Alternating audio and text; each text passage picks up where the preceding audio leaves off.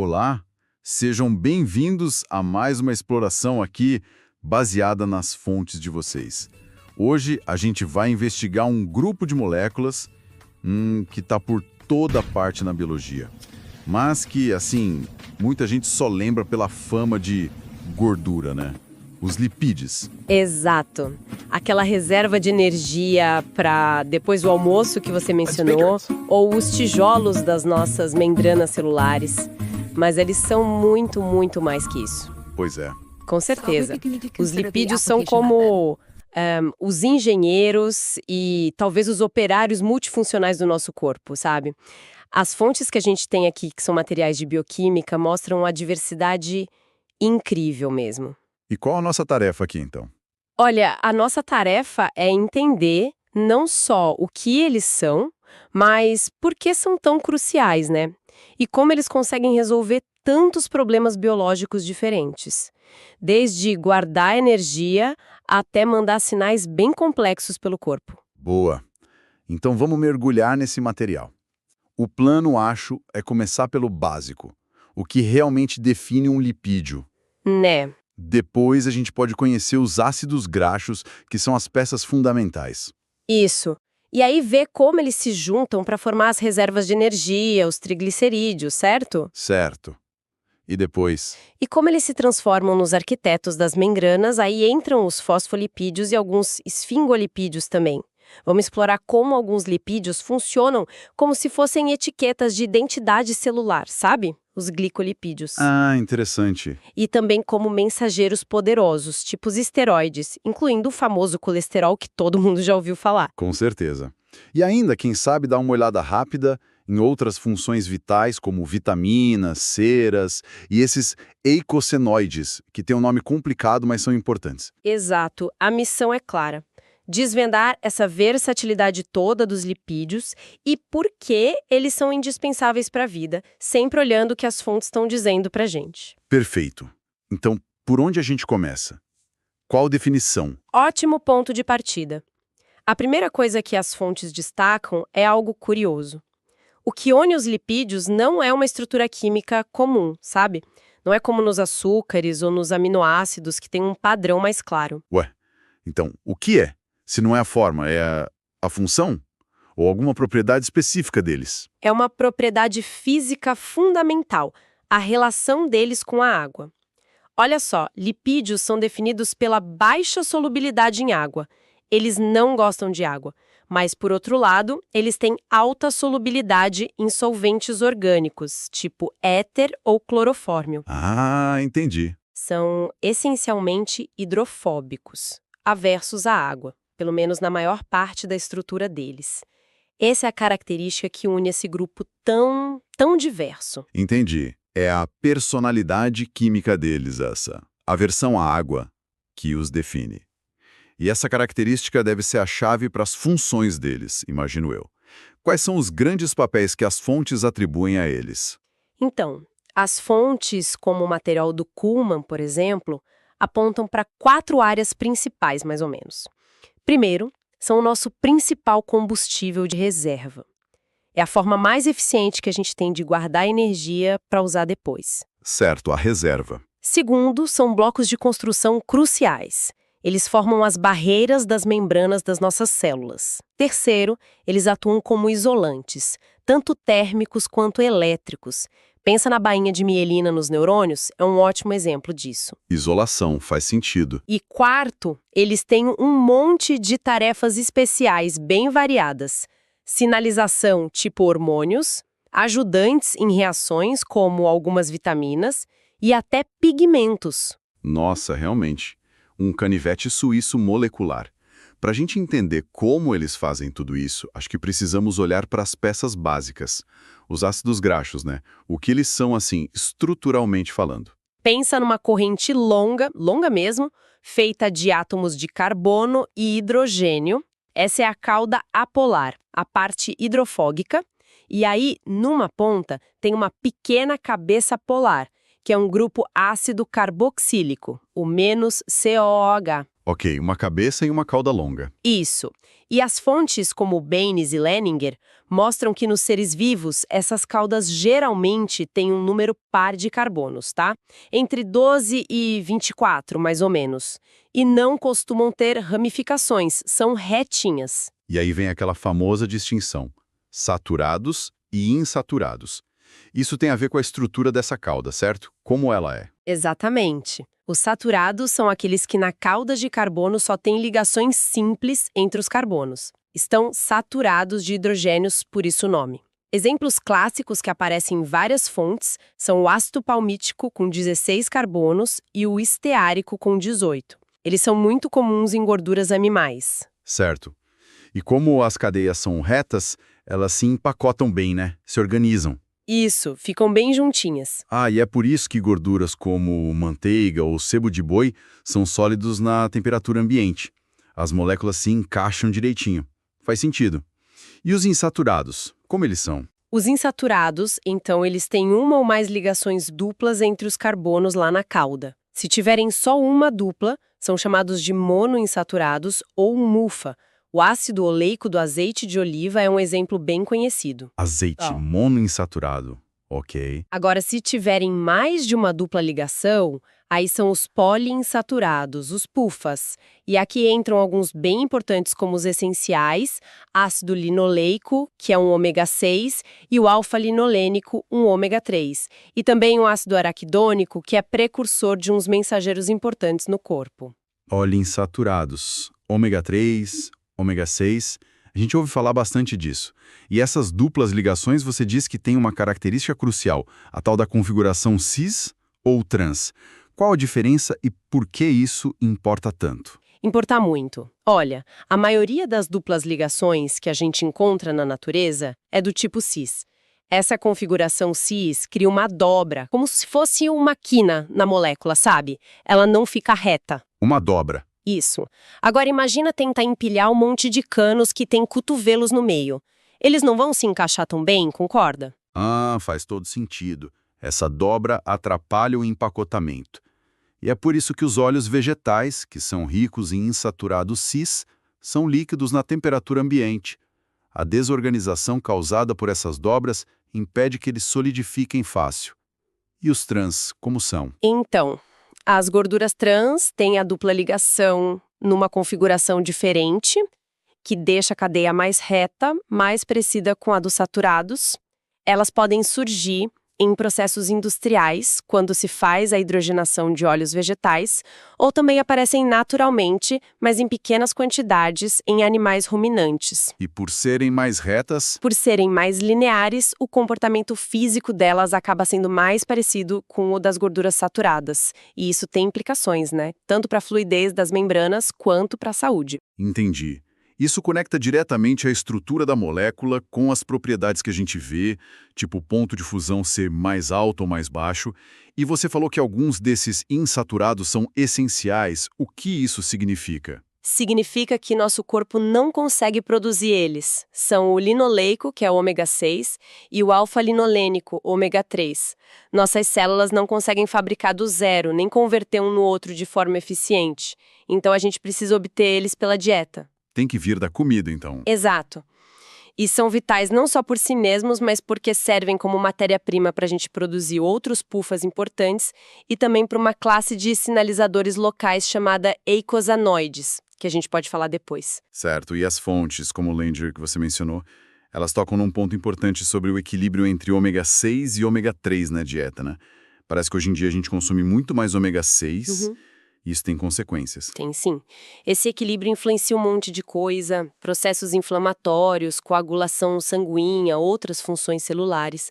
Um excesso de ômega 6 em relação ao ômega 3 pode acabar favorecendo um estado mais pró-inflamatório no corpo.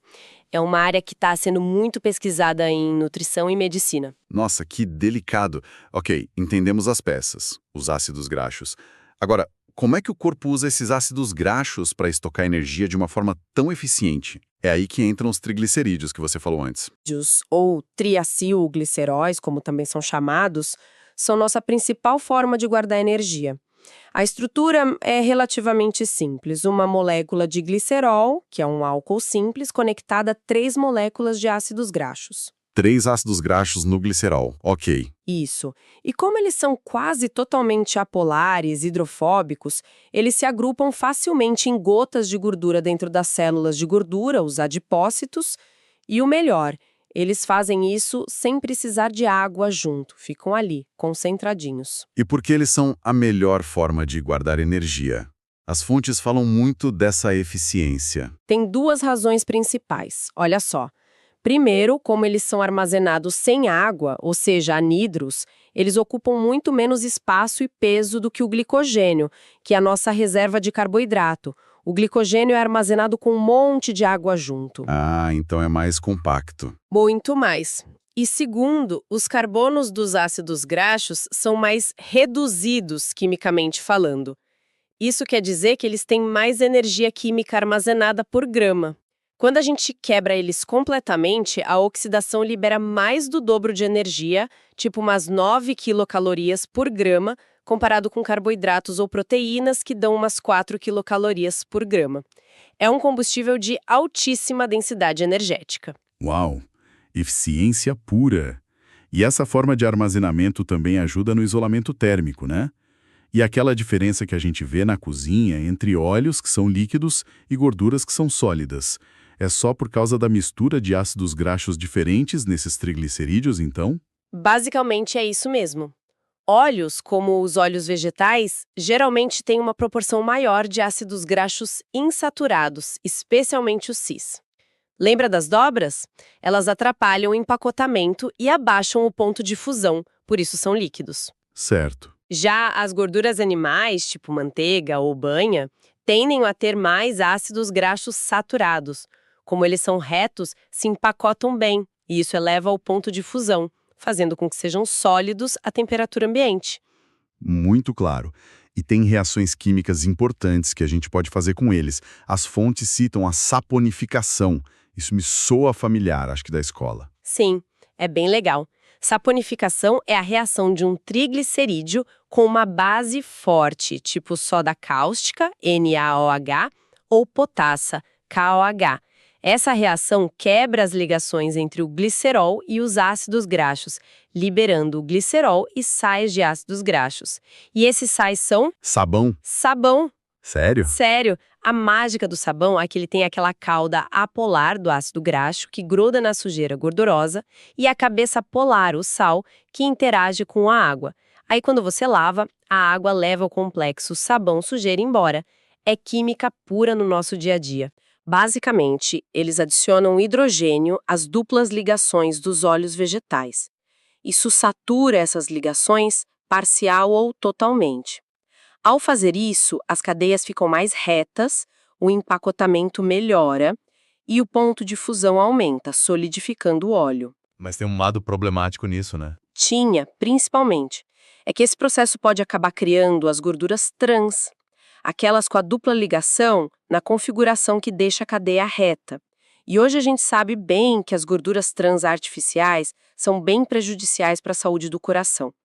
Felizmente, a indústria já desenvolveu métodos para fazer margarinas e gorduras vegetais com muito menos ou sem gorduras trans. Entendido. Bom, saindo um pouco do estoque de energia e indo para a estrutura das células, as membranas. Quem são os responsáveis por construir essas barreiras tão essenciais? Aqui, os protagonistas são os fosfolipídios. A genialidade deles está na natureza dupla que eles têm. Eles são o que a gente chama de anfipáticos, ou seja, possuem uma cabeça polar que adora a água, hidrofílica, e geralmente 2 caudas apolares feitas de ácidos graxos, que detestam água, hidrofóbicas. Uma parte amiga da água, outra inimiga. E como essa estrutura dupla funciona na prática para formar a membrana? É fantástico. Em ambiente aquoso, como é dentro e fora das nossas células, eles se organizam espontaneamente, formam uma bicamada. As caudas hidrofóbicas fogem da água e se agrupam no meio da bicamada, enquanto as cabeças polares ficam voltadas para fora, interagindo com a água dos 2 lados. Nossa! Essa bicamada é a estrutura básica que separa o interior da célula do meio externo e também cria os compartimentos dentro da célula, as organelas. Que solução elegante da natureza para criar barreiras nesse mundo aquoso que é a biologia. E existem tipos diferentes de fosfolipídios ou são todos iguais? Não, existem tipos diferentes, sim. Os mais comuns são os glicerofosfolipídios. Eles são baseados numa molécula de glicerol modificada, tem as duas caudas de ácidos graxos e uma cabeça polar que inclui um grupo fosfato ligado a algum álcool pequeno, como a colina, e aí forma a fosfatidilcolina, que é a famosa lecitina, ou a etanolamina, serina, inositol. Glicerofosfolipídios. Ok. E tem outros? Tem outro grupo importante, que são os esfingolipídios, que contém fosfato. A base deles não é o glicerol, mas sim uma molécula diferente, um aminoácido de cadeia longa chamado esfingosina. O exemplo-chave aqui é a esfingomielina, que é super importante na bainha de mielina dos neurônios. Ah, esfingomielina de novo na bainha de mielina. Isso mostra que, além de formar a estrutura geral da membrana, alguns fosfolipídios têm funções bem específicas, né? Não são só tijolos. Exatamente. A esfingomielina é crucial para o isolamento elétrico dos axônios, permitindo que o impulso nervoso viaje rápido. Outro exemplo vital que as fontes sempre destacam é o surfactante pulmonar. Surfactante. O que é isso? É uma mistura de lipídios e proteínas que reveste a superfície interna dos alvéolos, lá nos pulmões. O principal componente lipídico é um glicerofosfolipídio específico, a dipalmitoilfosfatidilcolina.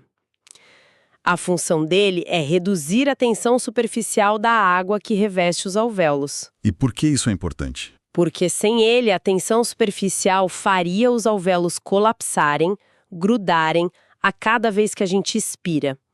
Seria impossível respirar direito. É por isso que a falta de surfactante em bebês prematuros causa a síndrome do desconforto respiratório, uma condição grave. Uau! Que função crítica! E eles também participam da comunicação celular, é isso? Sim, tem um glicerofosfolipídio chamado fosfatidil-inositol. Ele fica na membrana, mas ele e seus derivados fosforilados são precursores de segundos mensageiros dentro da célula. Quando a célula recebe um sinal externo, enzimas podem quebrar esses lipídios da membrana, gerando moléculas como o IP3 e o DAG, que viajam pela célula e disparam várias respostas internas. Incrível! Quer dizer que a própria membrana não é só uma parede passiva. Ela participa ativamente da sinalização, liberando mensageiros. Que complexo! É muito dinâmico. Agora, além dos fosfolipídios, as fontes falam dos glicolipídios. O nome já dá uma pista. Glico deve ser de açúcar, né? Correto. Glico vem de glicose, de açúcar. Os glicolipídios são lipídios que têm um ou mais açúcares ligados à parte lipídica. Geralmente, a parte lipídica também é baseada na esfingosina, então a gente chama de glicoesfingolipídios. Eles também são anfipáticos e se inserem na membrana, mas um detalhe importante: eles não têm o grupo fosfato. A cabeça polar deles é formada pelos açúcares. Ok. Lipídios com açúcar na cabeça. E qual é o papel deles, já que parece que não são a estrutura principal como os fosfolipídios? Eles ficam principalmente na face externa da membrana plasmática das células. E a função deles é atuar como marcadores de reconhecimento celular. São como se fossem as etiquetas ou os crachás das células. Etiquetas celulares. Isso. Permitem que as células se reconheçam umas às outras, interajam corretamente, se agrupem para formar tecidos, são fundamentais para a identidade celular. Que interessante. Algum exemplo bem conhecido disso? O exemplo clássico que o Leninger menciona são os determinantes dos grupos sanguíneos ABO. Sabe o que diferencia o sangue tipo A do tipo B, do AB ou do O? São justamente os diferentes tipos de açúcares que estão ligados a glicosfingolipídios na superfície das hemácias, das células vermelhas do sangue. Não acredito. Os tipos de sangue são definidos por glicolipídios? Exatamente. A estrutura do açúcar na ponta do glicolipídio determina o tipo sanguíneo. E eles também podem ter um lado ruim, podem ser usados como portas de entrada por alguns patógenos.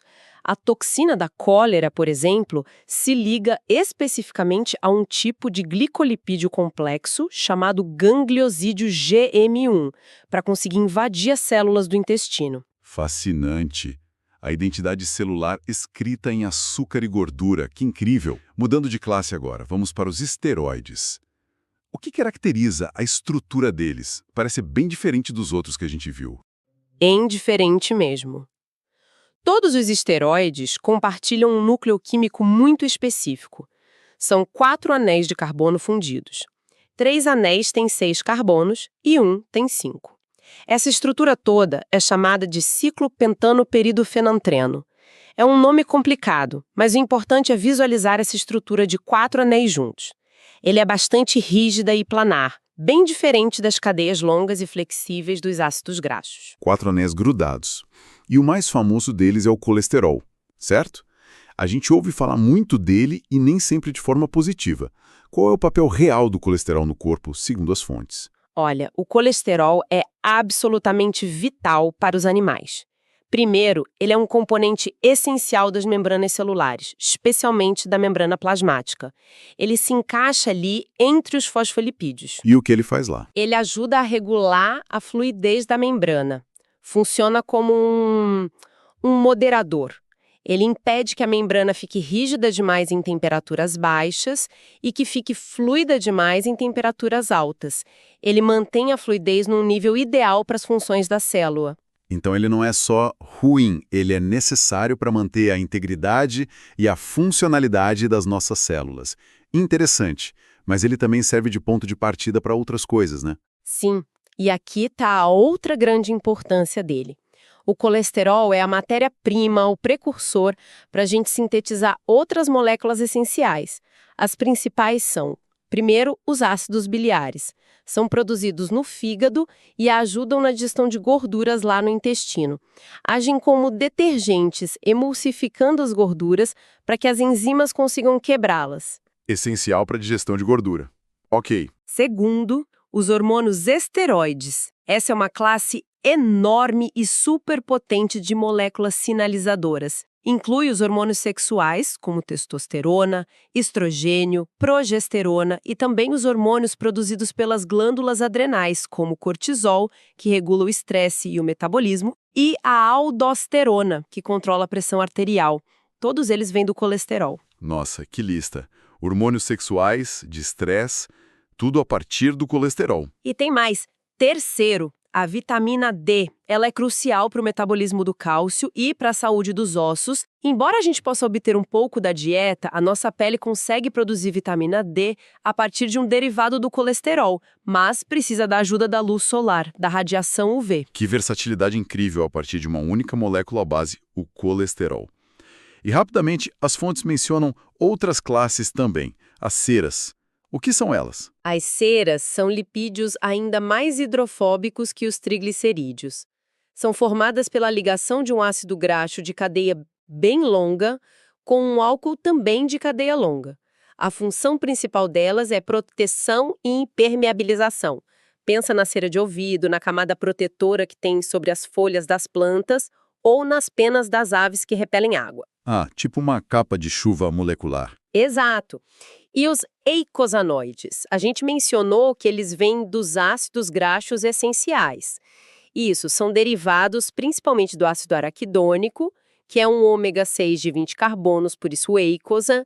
Eles são mensageiros locais, agem ali pertinho de onde são produzidos, mas são extremamente potentes. E o que eles fazem? Eles estão envolvidos em muitos processos. Incluem as prostaglandinas, que participam da inflamação, da dor, da febre, da contração uterina, os tromboxanos, que são importantes para a coagulação do sangue, e os leucotrienos, que estão ligados a reações alérgicas, como na asma e também à inflamação. Muitos remédios anti-inflamatórios comuns, tipo aspirina e ibuprofeno, agem justamente inibindo a produção de eicosanoides. Entendi. São mensageiros locais, mas com efeitos que a gente sente no corpo todo. E por último, as vitaminas lipossolúveis. A, D, E, K. Todas elas são lipídios, ou derivadas de uma classe de lipídios chamada isoprenoides. A vitamina A, retinol, é essencial para a visão. A D, calciferol, para o metabolismo do cálcio, como a gente já falou. A E, tocoferol, é um antioxidante importante, protege as membranas celulares contra danos. E a K, filoquinona, é crucial para a coagulação sanguínea. Isso mostra, de novo, como os lipídios são essenciais para funções muito, muito além de só guardar energia ou formar estruturas. Ufa, que jornada! Realmente, os lipídios são muito mais complexos e funcionais do que aquela ideia inicial de gordura. Tentando conectar tudo isso agora. Como essa diversidade toda funciona junta lá na membrana celular, naquele modelo do mosaico fluido que a gente aprende? O modelo do mosaico fluido é uma ótima forma de visualizar. Ele descreve a membrana como essa bicamada lipídica, feita principalmente de fosfolipídios, com colesterol intercalado e glicolipídios só na face externa, que não é uma estrutura rígida, estática. Pelo contrário, ela é fluida, dinâmica, como um mar onde as moléculas podem se mover. E as proteínas, onde elas entram? As proteínas ficam como que flutuando nesse mar lipídico. Algumas atravessam a membrana, outras ficam só na superfície, embebidas ou associadas a ela. E a fluidez da parte lipídica, que é controlada pela mistura de ácidos graxos, saturados versus insaturados, e pela quantidade de colesterol, é absolutamente essencial. Ela permite que as proteínas se movam, mudem de forma, interajam umas com as outras para realizar suas funções, como transportar substâncias ou receber sinais. Entendi. A fluidez é chave. E as fontes mencionam algo chamado balsas lipídicas ou lipid rafts. O que seriam essas balsas? Ah, sim. As balsas lipídicas são como microdomínios, umas regiões um pouco mais organizadas e menos fluidas dentro da própria membrana. São como pequenas plataformas flutuando nesse mar. Elas são enriquecidas em certos tipos de lipídios, como esfingolipídios e colesterol, e também em proteínas específicas. E para que elas servem? A ideia é que elas ajudem a organizar proteínas que precisam trabalhar juntas. Por exemplo, proteínas envolvidas numa mesma via de sinalização podem se concentrar numa balsa lipídica. Isso tornaria a sinalização mais eficiente. Mostra que a membrana não é só um mosaico aleatório, ela tem uma organização funcional mais fina, mais detalhada. Que nível de complexidade. E claro, a gente tem que falar um pouco mais da saúde. A dieta é um ponto central quando se fala de lipídios. Qual é o consenso das fontes sobre os tipos de gordura que a gente come? De forma geral, as fontes que a gente analisou indicam que o consumo excessivo de gorduras saturadas, e principalmente das gorduras transartificiais, está associado a um maior risco de doenças cardiovasculares. Isso acontece em grande parte porque elas afetam negativamente os níveis das lipoproteínas que transportam o colesterol no sangue, especialmente aumentando o LDL, o colesterol ruim. E as insaturadas? As gorduras insaturadas, tanto as mono quanto as poli, são geralmente vistas como mais favoráveis para a saúde do coração.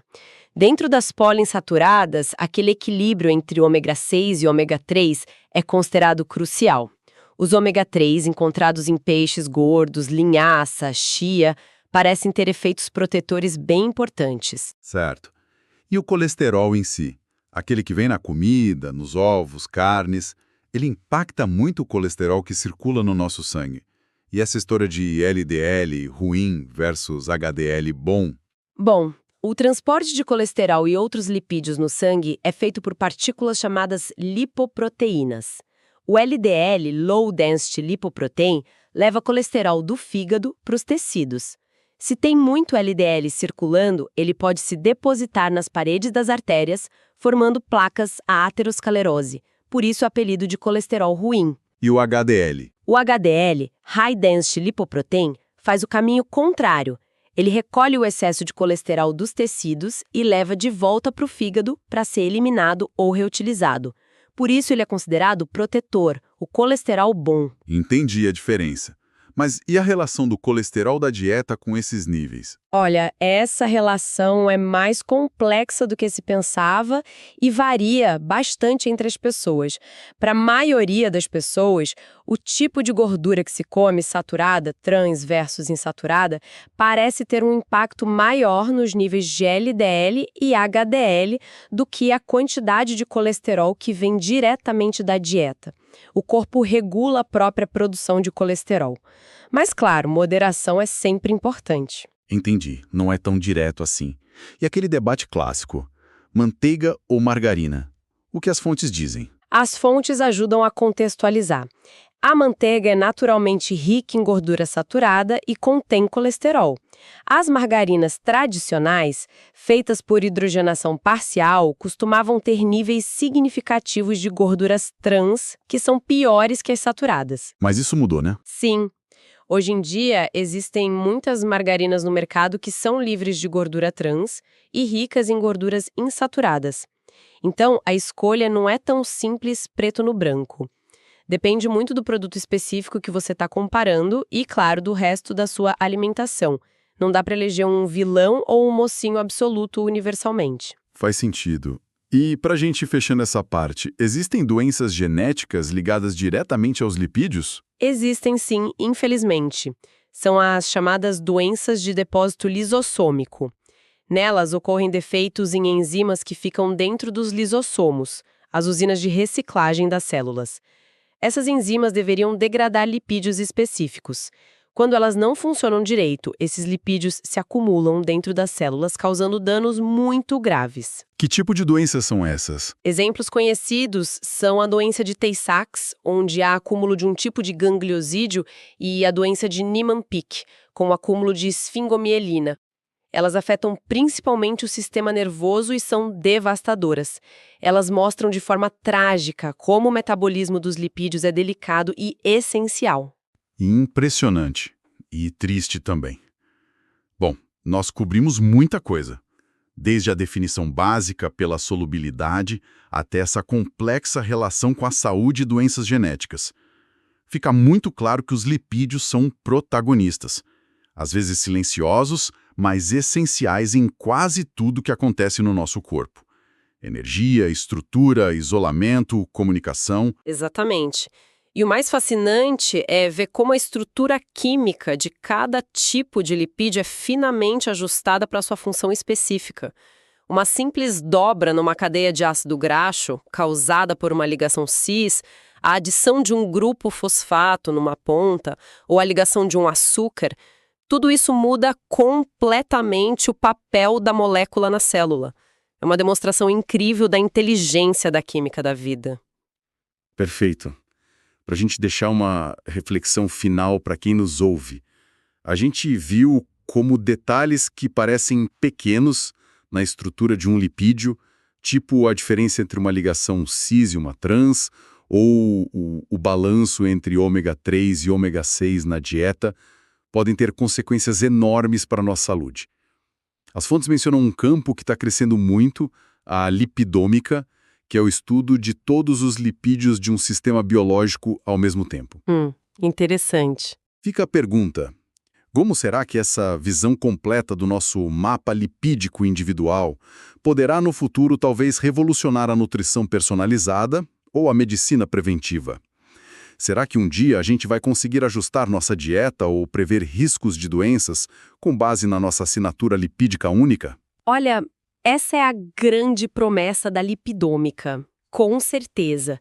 Entender não só os lipídios isoladamente, mas como eles interagem em redes complexas dentro do nosso metabolismo.